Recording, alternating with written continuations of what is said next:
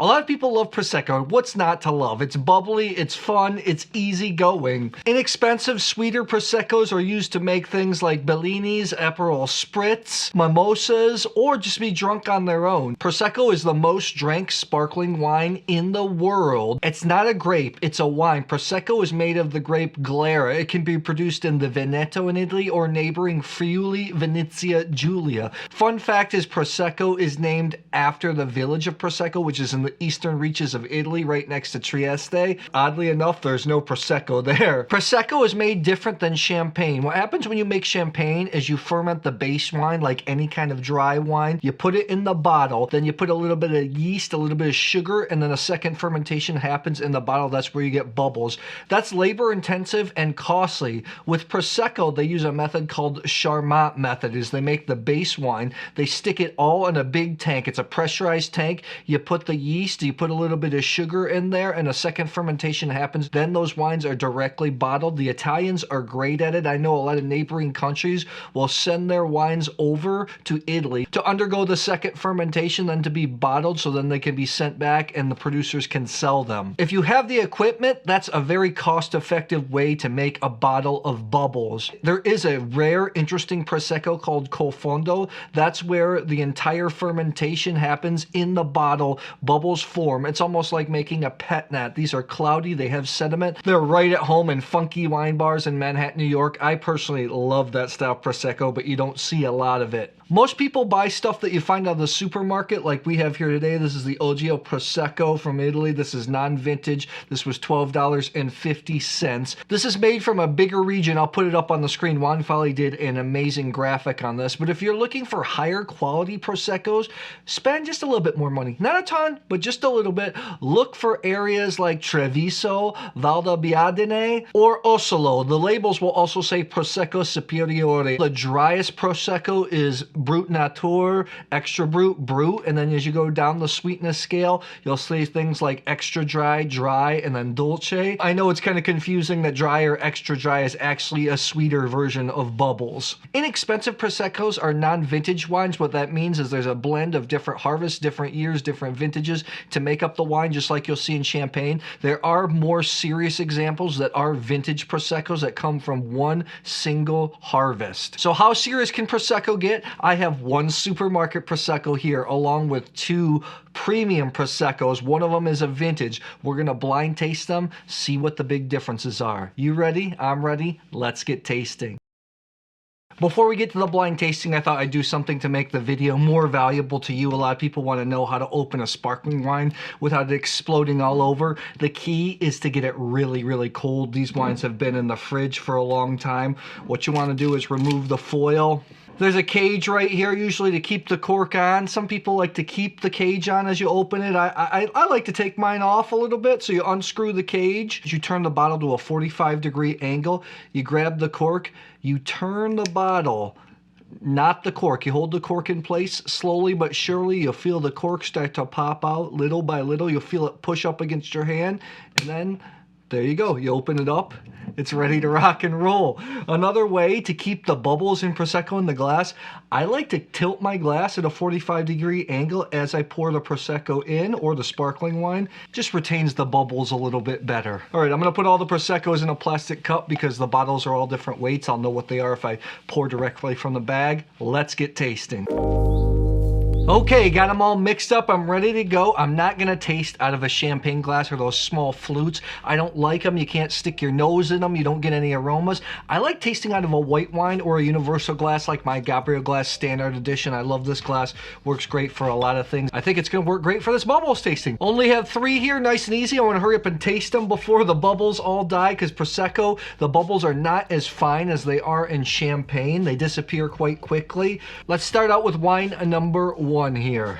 Wine 1 has like this grassy flavor. I think people that like Sauvignon Blanc kind of like Prosecco. Slightly floral, has some grassy notes. Lemon, white pear. This is quite complex. Mineral, lime, like a Thai basil thing going on. White flower. This is nice.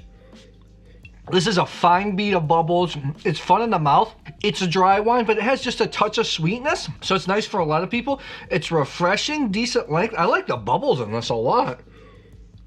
Real frothy, creamy. Prosecco can be really lovely. Let's go with number 2. 2 just smells like it would be sweeter. When you taste a lot of wines, it's not easy to pick up on unless you've been tasting tons of wines, but you start to taste like or smell this little chemicaliness. I guess it's the difference between a candy, like think of your favorite fruit, like a fresh orange and then an orange candy. It's a little floral. It smells like sugar, white flour, little lemon candy. On the palate, it's a little sweeter.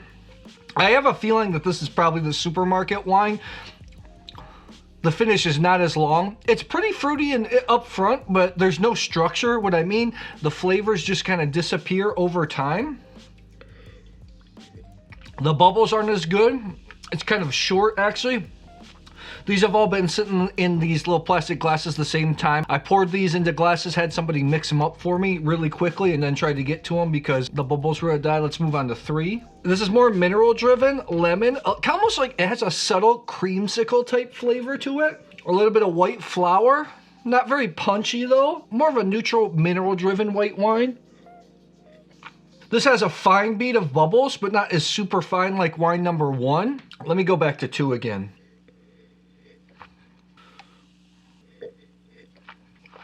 Oh man, I had to go back and forth between, this is tough. I went back to 2 again. 2 has a little bit more weight. Sometimes that residual sugar can show up in the body.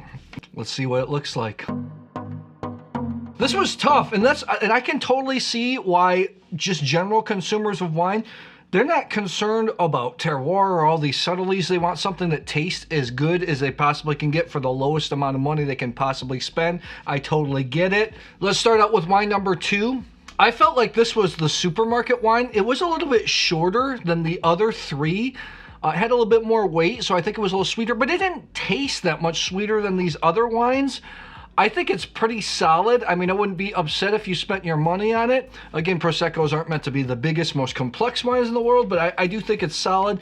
I'm gonna go 84 points. I think it's good, so let's see. I think it's the super...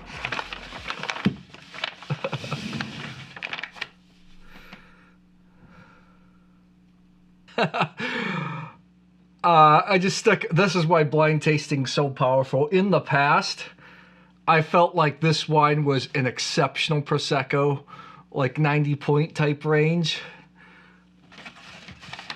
That's the power of blind tasting, man. I've really, and this is like a higher quality Prosecco. This is the Adami. This is the Bosco di Gica. This is the Valdobbiadene Prosecco Superiore Brut. Non-vintage, only $18.99. So pretty affordable. Jeez, oh Pete's. Let me taste that again. That's the power of blind tasting. Yeah, I'm gonna stick with my assessment. That's crazy. Let's go with number 3 here. I thought it was more mineral driven. I thought it was very sharp. More of like the drier stuff. Ironically, this is Brut, and I thought it was the sweeter wine. Number 3 was solid, mineral driven. I still think 1 was the most expressive, but here, number 3, we'll see. Is it the supermarket wine or is it a good wine? I think it was very solid. I gave it 87 points. I thought it was very good. And if you're gonna drink this, go ahead and drink it. The Bellenda San Fermo. This is also the Valdobbiadene Prosecco Superiore. Totally could see, I definitely thought it was one of the higher quality Proseccos. This is a vintage 2022 Brut, $22, 11.5 alcohol. These Proseccos are not gonna be super high in alcohol. So yeah, the one that I preferred in a blind tasting. Funny, I know this is extra dry, so it's a little bit sweeter, but it doesn't taste that much sweeter than these two. I thought this was very good. This was my favorite. I gave it 88 plus points. And what do you know, it's the supermarket, the cheapest Prosecco. This is the Ogio Prosecco DOC from Italy, $12.50. This is widely available in supermarkets. This is extra dry, so I'm just shocked. So I was trying to prove the point. Maybe you spend a little bit more to get a specialty Prosecco producer, but in this tasting, blind how it showed, the cheaper Prosecco actually won. It's the opposite of what I wanted to show, but the power is what's in the glass. So tell me, do you drink Prosecco? Do you spend a little bit more to buy some more specialty producers? I'd love to hear. Drop it in the comments below. Wow.